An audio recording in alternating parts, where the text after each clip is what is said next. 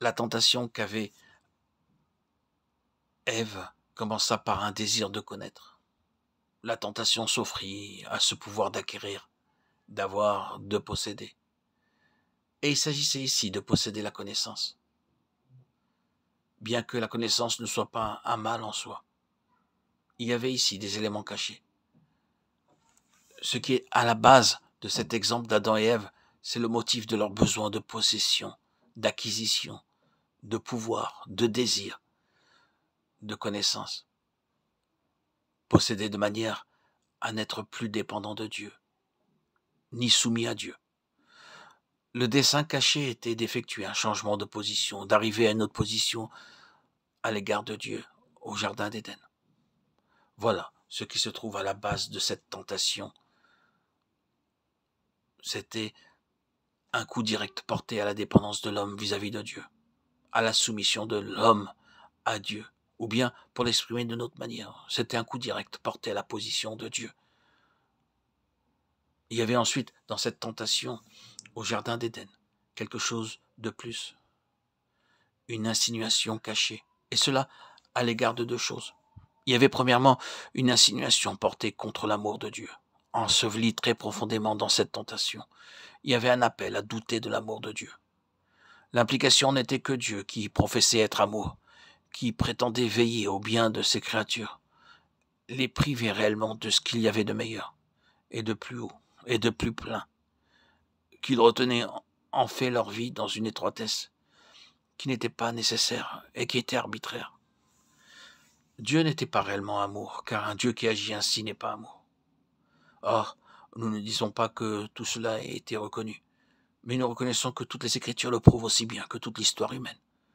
Le premier assaut fondamental subtil et diabolique de Satan est toujours dirigé contre l'amour de Dieu, et il n'abandonne jamais cet assaut. Vous et moi, nous n'arriverons jamais sur cette terre à la place où nous ne pourrions plus être tentés à ce sujet. Mais me direz-vous que Dieu est amour? Regardez ceci, et cela, et encore cela. Est-ce que tout ne parle pas de l'imitation? Est-ce que tout ne vous dit pas que vous n'avez pas ce que vous pourriez et devriez avoir?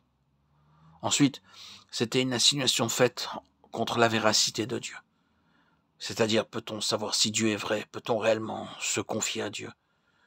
Dieu aurait-il dit, maintenant, nous voyons ce qui arriva? À l'heure de la tentation, la bonté de Dieu est toujours mise en doute. Et la vérité de Dieu est toujours mise en question, et tous les autres gages de son amour, de sa véracité, sont toujours voilés. La réponse claire de quelqu'un de vivant et de conscience serait alors « Oh non ». Regardez, regardez partout, nous voyons de tous les côtés des évidences et des preuves de l'amour de Dieu. J'ai beaucoup de preuves de l'amour de Dieu. Si je veux les voir, si j'aime à m'arrêter pour méditer et peser toutes choses. Mais qui d'entre nous a jamais fait cela à l'heure de l'épreuve pour la refuser et en être délivré? N'est-il pas vrai qu'à l'heure de l'épreuve, de la tentation, de la détresse, de l'assaut, toutes les bénédictions que nous avions reçues ont toujours été voilées? D'une manière ou de l'autre, une ombre s'étend sur elles, une nuée, un brouillard, et nous ne voyons plus que notre adversité présente et la difficulté du moment. Nous sommes obsédés et mettons en question l'amour de Dieu, et sa fidélité, et sa vérité. Je crois que c'est la raison pour laquelle Jésus, dans la révélation finale, est appelé le fidèle et le véritable. Apocalypse 19, 11.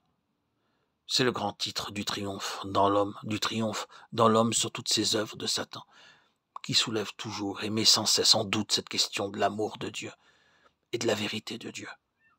Son titre a pour fondation tout ce qui repose derrière des paroles comme celle-ci: « Je suis le vivant, j'ai été mort ».